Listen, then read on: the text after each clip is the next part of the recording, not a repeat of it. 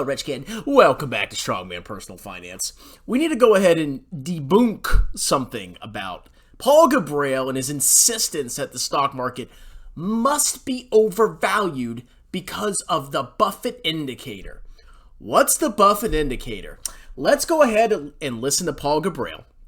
And I'm going to show you why Paul Gabrail's belief that the U.S. stock market is overvalued because of the Buffett indicator is not really getting to the root of the problem. So let's watch this brief clip, and then I'm going to roast Paul Gabrail live. Any given time is the stock market to GDP ratio. What this does, it takes the market cap of the stock market, divides it by total US GDP. If you think about it, it makes sense because as GDP rises, which is the total income of the US, the businesses within the US should go up. So some sort of ratio involving the top companies should exist. So what I did, I made it based on the S&P 500. Okay. And every morning in our software, in our community, I report the new stock market to GDP ratio. So this is it going back to 1929. The S&P 500 didn't exist back in 1929, but the equivalent of it, Schiller was able to find that from his website. So I pulled all his data. The March 31st, 2023, I got to put that in there. It's not 2022. GDP was 26.47 trillion. The S&P 500 is a market cap based index. So figuring out some ratio here is very easy. The ratio is division. It's really hard. Currently 1.575. Okay. Historically, the average has been, you go here to the right, 0.93. Okay. So basically what he's doing is he's comparing gross domestic product to the market capitalization of the S&P 500. Me personally, I would use the total market capitalization of the entire U.S. stock market, which is not just the S&P 500, but that's besides the point. So basically he's saying, okay, because the market capitalization, the total value of the stock market is at a certain ratio, it's well above the gross domestic product of the United States compared to historical ratios, it must be overvalued. And he's saying the S&P 500 is 69% overvalued. Now, do I think U.S. stocks have had a great run? Sure. Do I think they could probably be overvalued relative to the rest of the world? Yeah, probably. But are they 69% overvalued? Well, there's more to the story here. And it really didn't take me that long to figure it out because obviously something's not right. I mean, is the market really that stupid? Do people really not understand what's going on here? But Paul Gabrail, with his quick little calculator, he knows. He's a smart guy. Well, I went ahead and looked up the Buffett indicator because it's basically what he's talking about. And once again, it's taking the aggregate U.S. market value divided by the annualized GDP. So number one, Paul Gabrail is underestimating how overvalued the stock market is, or he's underestimating how much it is because he's excluding 20% of the market capitalization. But even the Buffett indicator is saying the market's massively overvalued. But what gives? Now, I saw in an article somewhere that Warren Buffett was asked about it, and he mentioned this as a way that he determines if the stock market is overvalued. And the interview happened in 2001. Now, here's something interesting that I recently saw. I was reading some kind of article. So Buffett was interviewed about the stock market to GDP calculator, or the ratio between the two.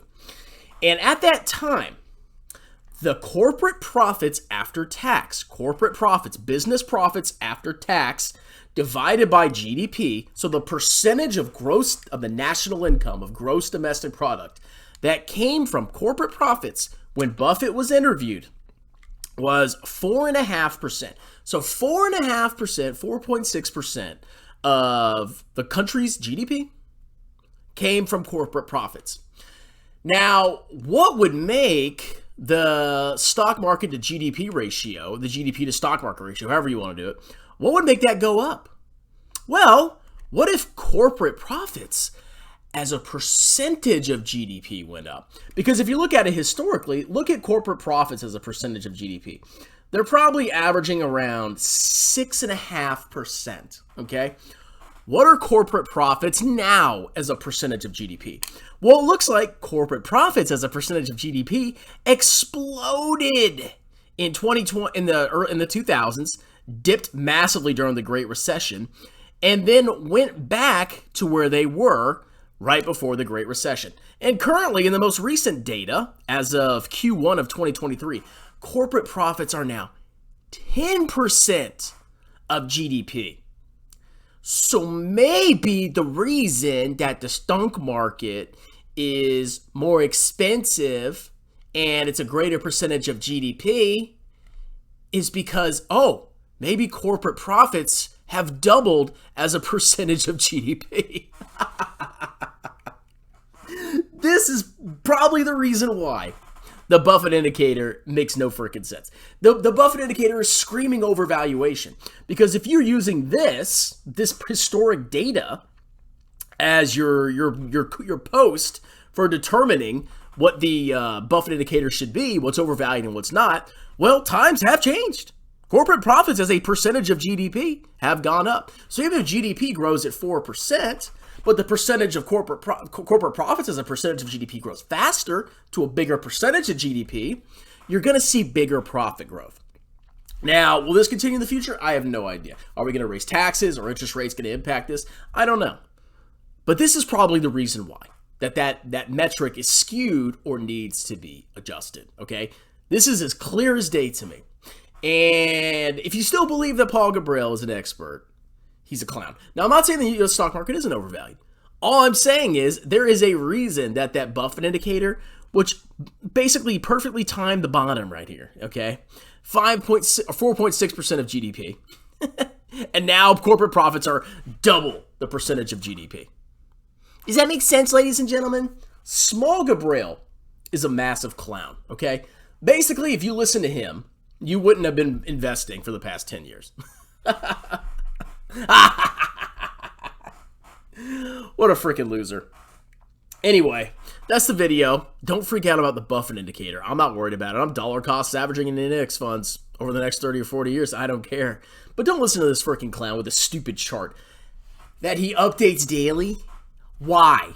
Why are you updating the chart daily? What a freaking moron. All right, guys. Have a wonderful day. Cheers.